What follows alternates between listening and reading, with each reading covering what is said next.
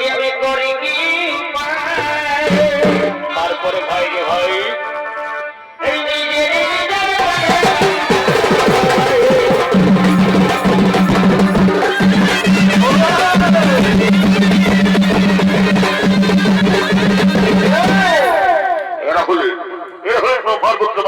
পুত্র সন্তান তারা ব্রহ্মপুত্র ভূমিতে খেলা করার জন্য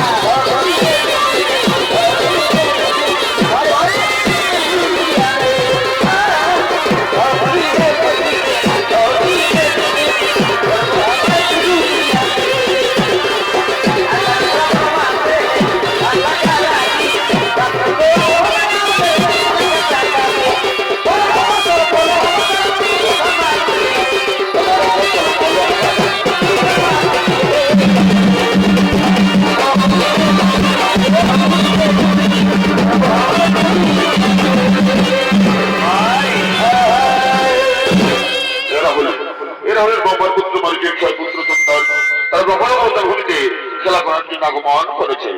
ব্রহ্মার সন্ধ্যা ও তার ভূমিতে পুষ্প চয়নের জন্য করিতেছেন আগমন।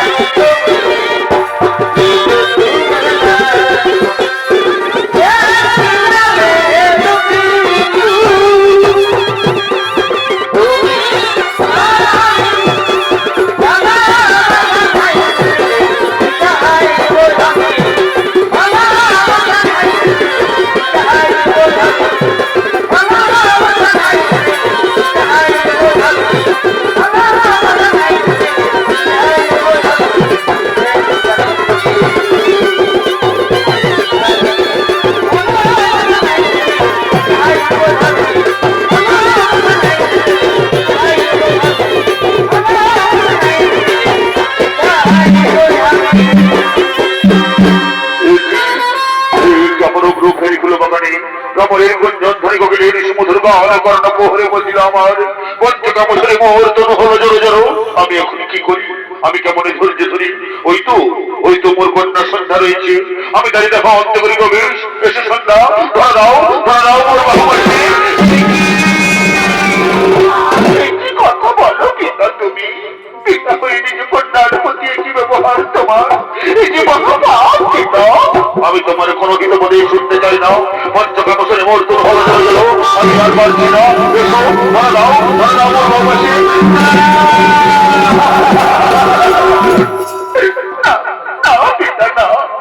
এই মহাপাপের কাজ আমি কিছুতেই করতে রাজি নই পিতা। পিতা তুমি না সৃষ্টিকর্তা, তুমি না শিক্ষা গুরু। এই শিক্ষা লুকিয়ে আছে তোমার হৃদয় মাঝে। এই শিক্ষা অর্পণ করা তুমি মানব সমাজে। আমি তোমার কোনো কিছু বলে শুনতে চাই না। পঞ্চকামসরে মোর তনু হলো জোরো জোরো। আমি আর পারছি না। ধরা দাও মোর বাহুবাসী।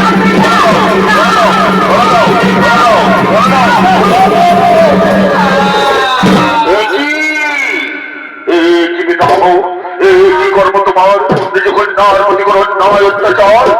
কি তোমরা এখানে কি করছো? হ্যাঁ, আমরা এই উদ্যান কবি দৃষ্টি বলেই তোমার এই অপকীর্তি দেখতে পেলাম। পিতামহী, তুমি না সৃষ্টিকর্তা, তুমি না শিক্ষাগুরু। এই শিক্ষা লুকিয়ে আছে তোমার হৃদয় মাঝে। এই শিক্ষা অর্পণ করো তুমি মানব সমাজে। তারা তোর নারী কিছু করেনি পিতা। বলো পিতা বলো, আমি এখন কি করি?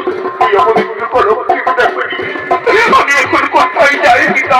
যেদিকে যাবো আমি কেউ স্পর্শ করবে না বরং ছায়া। এই জীবনে আমি আর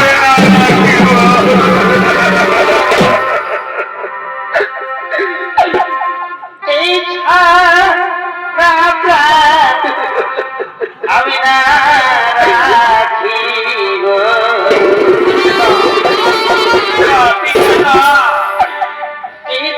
পথে আমি প্রাণ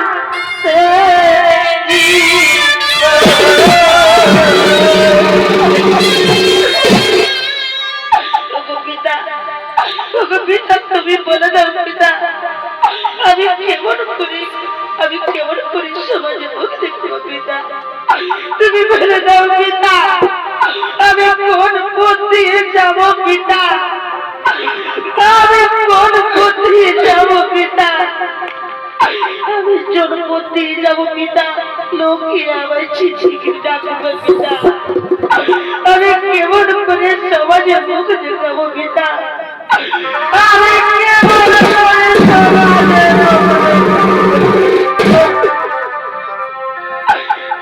এই ছাড়া আমি না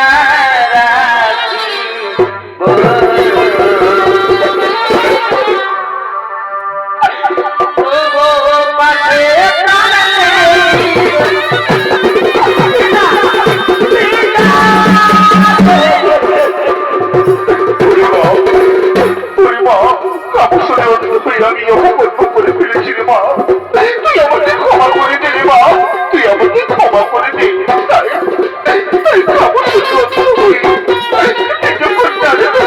পবিত্র পিতা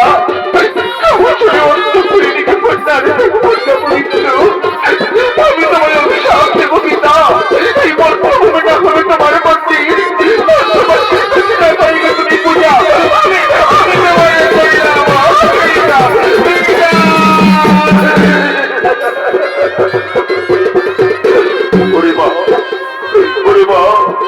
অভিশাপ আমি মাথা পেতে গ্রহণ করলাম।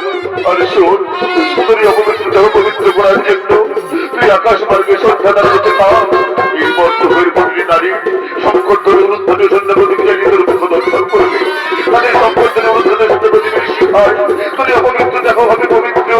আমি তোরে করলাম আশীর্বাদ, আমি তোরে করলাম আশীর্বাদ। পিতা পিতা পিতা ঠিক আছে পিতা, অভিশাপ তোমার আশীর্বাদ মাথায় নিয়ে আমি চিরতরে গপ্প লোক ছেড়ে চলে যাবো পিতা। বিদায় পিতা, বিদায় বিদায়।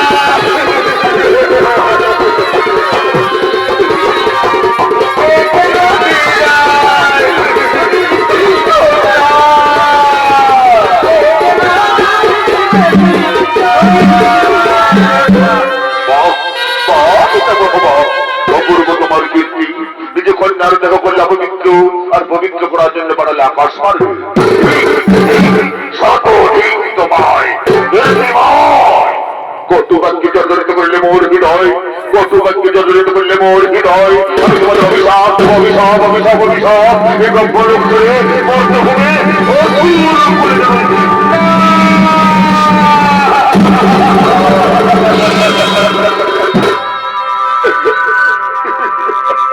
এগুলো ঢুকাবে এই গুরু গঙ্গা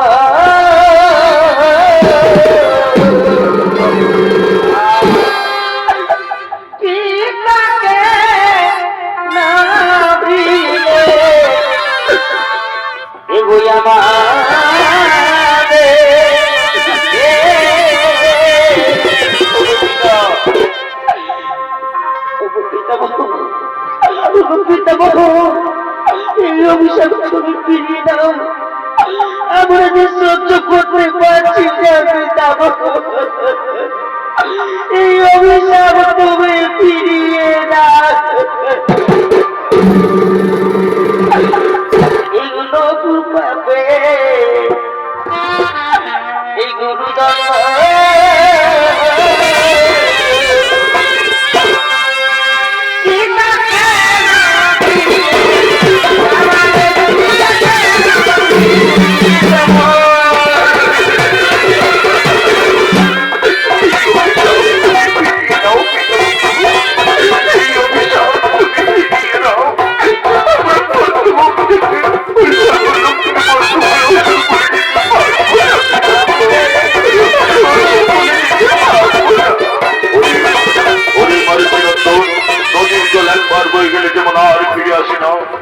আমার উপনিষ্ঠিত বাড়ি একবার ফিরিয়ে গেলে আর ফিরিয়ে নেওয়া যায় না রে বৎস, আর ফিরিয়ে নেওয়া যায় না।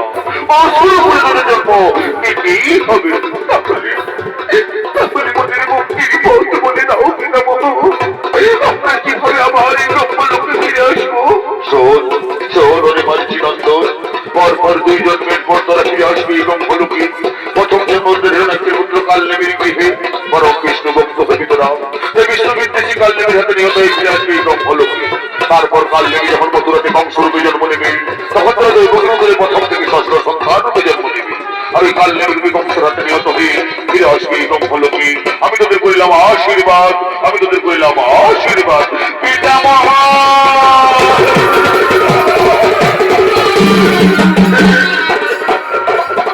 ঠিক আছে পিতামহ, তবু অভিশাপ তবু আশীর্বাদ মাথায় নিয়ে আমরা এই ব্রহ্মলোক ছেড়ে চলে যাবো পিতামহ।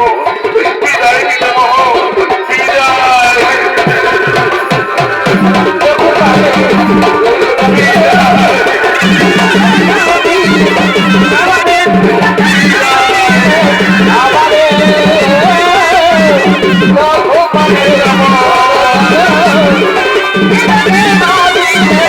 আমাদের